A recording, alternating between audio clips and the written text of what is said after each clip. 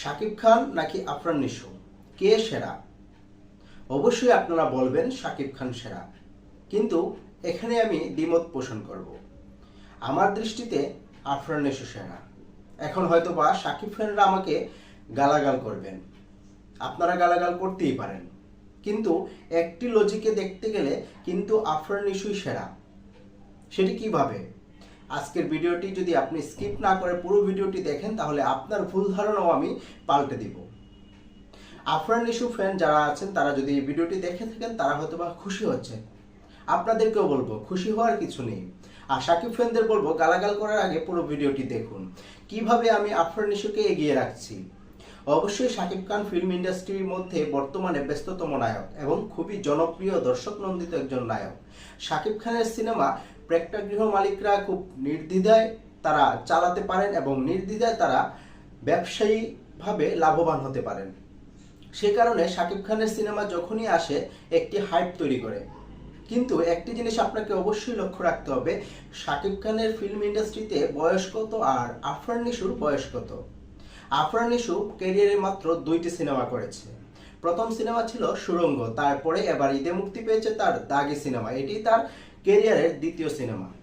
সেই তুলনায় শাকিব খান ক্যারিয়ারে কয়টি সিনেমা করেছে তা আপনাদের অবশ্যই জানা আছে, নতুন করে আমি আর এই বিষয়টি নিয়ে কথা বলবো না। শাকিব খান ফিল্ম ইন্ডাস্ট্রিতে কাজ করছে দীর্ঘ 2 যুগেরও বেশি সময় ধরে, আর আফরান নিশো এসেছে মাত্র 2 বছর।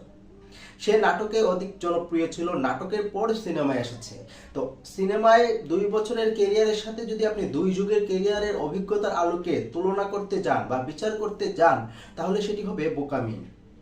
অবশ্যই শাকিব খান তার অভিজ্ঞতায় এগিয়ে আছে এবং তার দর্শকপ্রিয়তাও বেশি, কিন্তু সিনেমার যে একটি বড় বাজার, সেই বাজারে আফরান নিশো বলতে গেলে একেবারেই নবীন এবং সে একেবারেই নতুন হিসেবে পথ চলা শুরু করেছে। বলা যায় সিনেমার অঙ্গনে আফরান নিশো একজন শিশু, কিন্তু শাকিব খান কিন্তু একজন প্রাপ্তবয়স্ক।